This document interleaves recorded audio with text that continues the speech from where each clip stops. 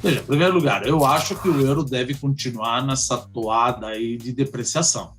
Não acho que ele vai ter uma recuperação, principalmente que eu não vejo a guerra da Ucrânia com a Rússia acabar logo. E isso faz com que você acabe fugindo para moedas que poderiam dar um retorno até maior, ou que moedas, ou como a gente fala no mercado jargão, flight to quality.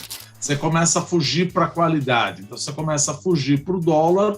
Para que você vai ficar numa moeda onde você tem quase plena certeza de que essa região de 19 países, que é a zona do euro, vão entrar em recessão? E você tem um problema a mais aí, né? Que é a Christine Lagarde. Não que a Christine Lagarde seja o problema, de jeito nenhum, que é a presidente do European Central Bank, do Banco Central Europeu.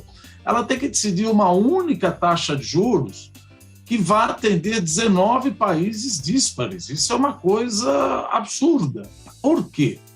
Porque você tem que ter uma única política monetária quando você tem ciclos econômicos distintos. A Estônia está com uma inflação de 20%, a Alemanha está com uma inflação de 8,1%, já sabemos que a taxa de juros vai ter que subir, mas quanto que eu vou subir essa taxa de juros? A Estônia pede uma política monetária contracionista muito maior do que a França e a Alemanha estão pedindo. É óbvio que a Christine Lagarde vai tomar em consideração muito mais os países maiores. Uma política monetária não serve para todo mundo. E tem um outro problema. Você não tem política cambial. Como assim não tem política cambial? Veja, vamos pensar no Brasil. São Paulo não pode depreciar sua moeda em relação à moeda da Bahia.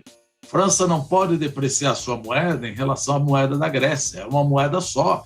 Os 19 países estão absolutamente com as mãos atadas. É difícil. Se a gente fala que os Estados Unidos estão num momento desafiador, eu diria que a zona do euro está num momento muito mais desafiador.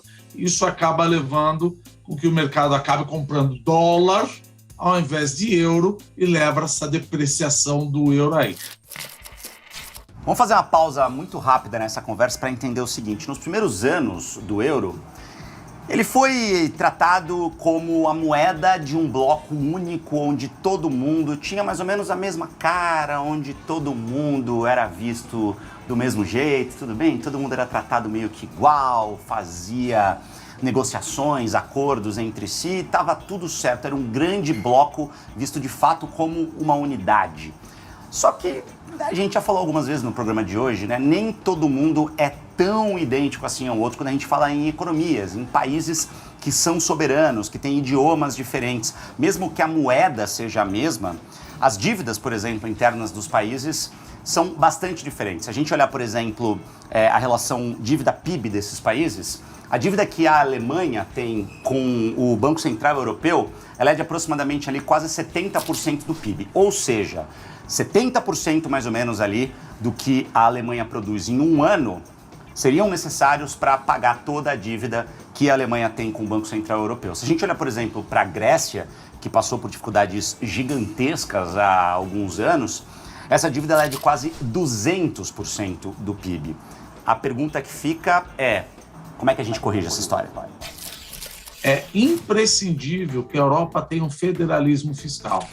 Precisam estabelecer e concretizar de fato uma entidade, uma instituição suprapartidária e suprapaís, etc., que determine quanto cada um pode gastar. Países que têm a mesma moeda não podem gozar de total autonomia, nem fiscal. Agora, como é que nós vamos tirar a autonomia fiscal dos 19 países? Como é que nós vamos tirar a autonomia fiscal ou a soberania fiscal da França e da Alemanha agora? Fica uma coisa muito complicada. Por isso que a zona do euro ela tem um defeito de nascença.